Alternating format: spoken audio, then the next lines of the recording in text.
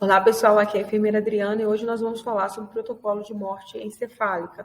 Então, o nosso objetivo para esse momento é falar sobre as definições e principalmente os critérios de abertura de protocolo. Então, esse vídeo, assim como os outros treinamentos, aulas, estão disponíveis no YouTube e no Instagram. A gente posta sempre aquele flashback, aqueles pontos para a gente não deixar perder na nossa cabeça, sempre trazer, deixar bem perto, bem próximo, que é muito válido para a nossa atividade profissional. Então, faça suas anotações, comente nas redes sociais, coloque lá sua dúvida, o que você achou do conteúdo, que isso é muito importante para a gente saber se está atendendo, se está sendo útil, tá certo? Então, deixe o celular de lado, vamos focar aqui nesses minutos onde a gente vai fazer uma breve revisão importantíssima sobre um tema muito polêmico no país, né? Então, nosso objetivo aqui nesse primeiro momento é a gente ver o que é a morte cefálica, o que caracteriza a morte cefálica, quais são os critérios para abertura de protocolo, tá certo? Então, vamos lá. Então, morte. O evento morte, ele tem dois caminhos. Então, a morte ela se estabelece por uma parada cardiorrespiratória ou pela morte encefálica. E aí, como profissional, a gente tem que abrir o leque, se apoiar muito no conhecimento científico, porque quando a gente fala em morte encefálica, é morte.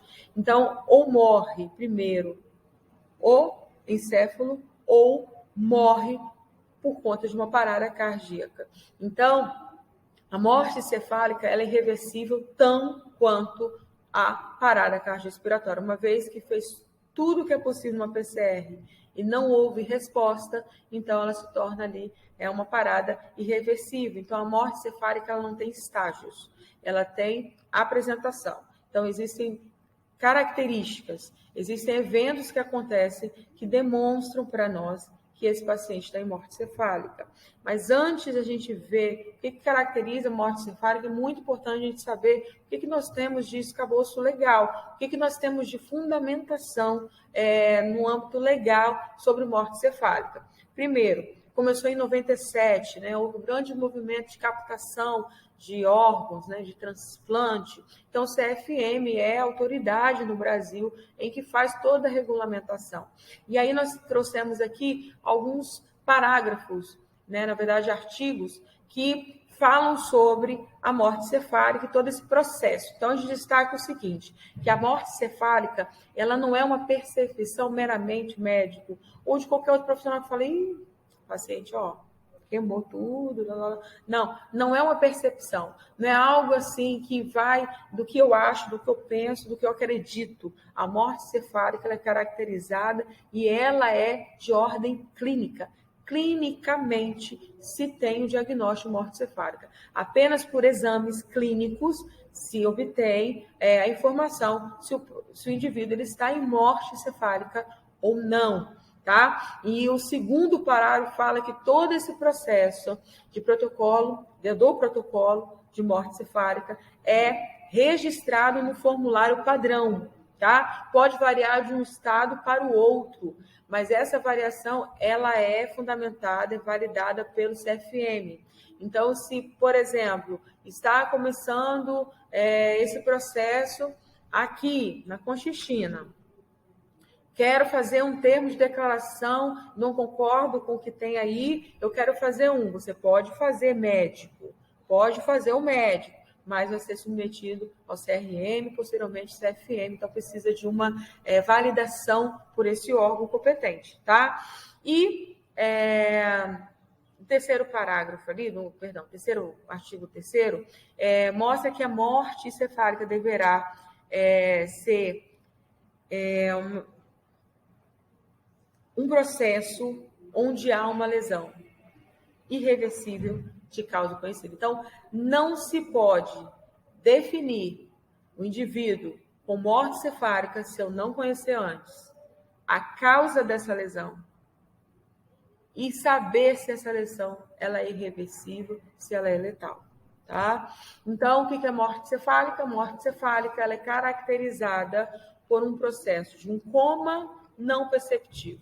O que é um coma não perceptivo? É um coma onde não há reflexo de tronco encefálico, tá? Então, você tem ausência de reflexo de tronco, você tem apneia.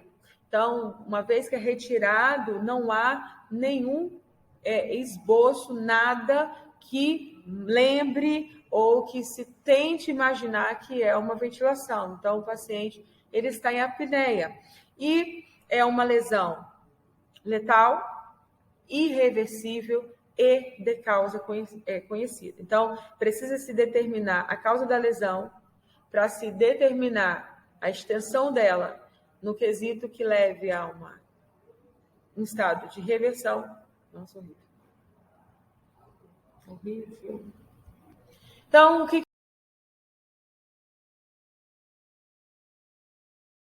é a morte cefálica? O que caracteriza a morte cefálica? Como eu disse, não é a percepção. Eu acho que esse paciente não é percepção, não é julgamento meramente pessoal. É toda uma caracterização. Então, primeira coisa, há uma lesão encefálica presente. E essa causa precisa ser conhecida. Então, antes de abrir, então a gente não abre protocolo para descobrir o que aconteceu na cabeça do indivíduo. Se abre protocolo porque agora eu sei que há uma lesão encefálica irreversível, eu sei que é uma lesão letal de causa X. Aí se abre o protocolo, tá? Então, o que vai se desenvolver a partir do momento que se abre o protocolo? Um indivíduo que não tem reflexo de tronco encefálico, portanto, ele está em um coma não perceptivo e em apneia.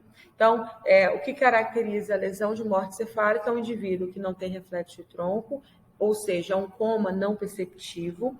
É uma lesão que se sabe qual foi a causa e se sabe e pode determinar que ela é irreversível e letal. Bom, ainda tem uma resolução do CFM que a gente quer destacar o seguinte, que é uma das polêmicas que se tem no protocolo de morte cefálica sobre a retirada, a suspensão dos procedimentos e de suporte, né, para esse indivíduo. Então, está aí desde 2007, né, a suspensão de qualquer suporte terapêutico, uma vez que definida, fechado o diagnóstico de morte cefálica. Tá? Então, seja para fins de transplante ou não, uma vez que se sabe que o indivíduo está em óbito, uma vez que se sabe que ele está em óbito, embora o coração ainda não tenha parado, é retirado todo o suporte terapêutico, drogas, ventilação, é retirado tudo. E aí, uma observação no primeiro parágrafo ali, dizendo o seguinte: comunicação e esclarecimento sobre a morte cefálica aos familiares antes de desligar o equipamento, né? Então, é muito importante, uma vez que se decidiu ou está ali, perifericamente, conduzindo para essa tomada de decisão, já abordar a família, já começar a contextualizar. Então, o protocolo de morte cefálica, ela não requer autorização da família para acontecer, requer, sim, toda essa característica, toda essa manifestação observada no indivíduo, como não perceptível, uma lesão de causa conhecida, irreversível e letal. Então, uma vez que se sabe isso, é necessário abrir o protocolo de morte cefálica. Tá? E também é tão necessário a abertura do protocolo como também envolver a família no entendimento do processo. Então, quais são essas causas? Então, a lesão, eu preciso saber qual é a causa da lesão. Então, a lesão ela pode ser de origem vascular, seja por uma isquemia ou por uma hemorragia, um traumatismo crânioencefálico, tumores intracranianos e encefalopatia anóxica, tá? Que é uma condição onde há um prejuízo da função cerebral por conta de uma doença, por exemplo. A encefalopatia é uma alteração do funcionamento do encéfalo. Então, quando ela é anóxica, ou seja, sem oxigênio, então você tem um déficit, você tem uma patologia no encéfalo, irreversível, letal, por conta da falta de oxigênio. No caso aqui, o termo é anóxica. Tá? E o protocolo é esse é o protocolo americano. O protocolo americano ele se diferencia num ponto do brasileiro, que a gente vai passar aqui o ponto a ponto para a gente entender. Tá em inglês, mas a gente vai se entendendo aqui. Então, a primeira condição para a abertura do protocolo é um coma.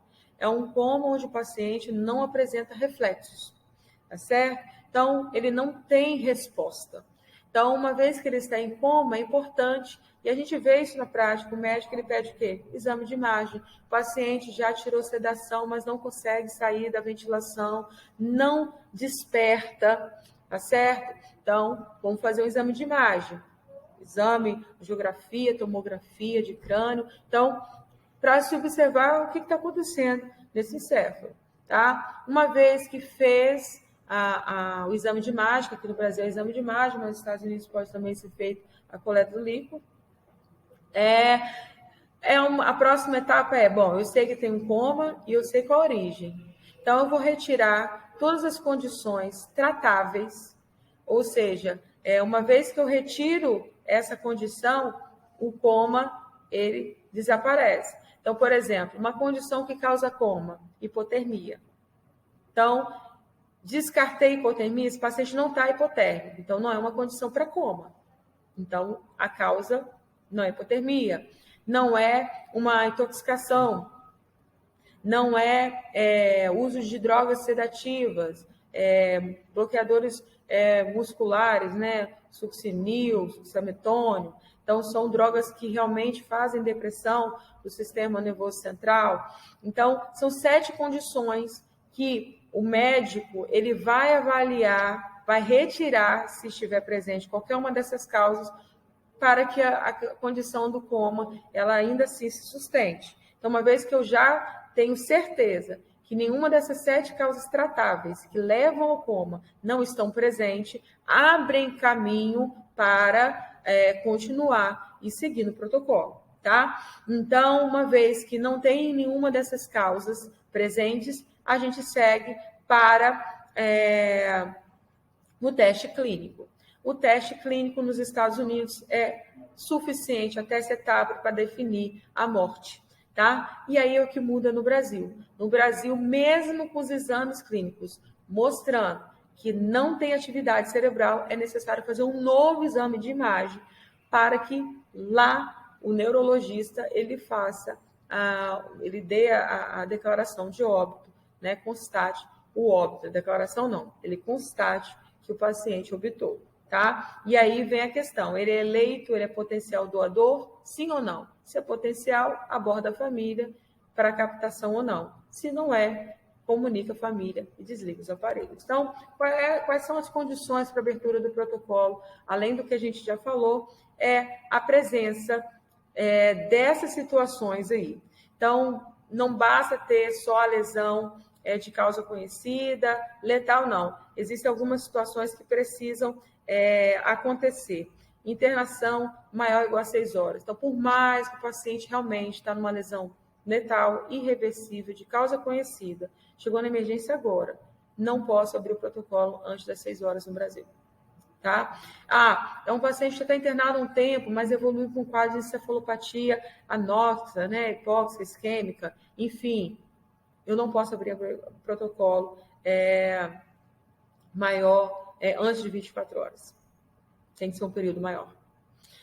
É um paciente que está com lesão encefálica conhecida, irreversível, letal, e o paciente ele precisa estar na UTI. Ele pode até abrir numa sala de emergência, onde ele tem monitoramento, mas ele precisa desenvolver o protocolo dentro de uma terapia intensiva.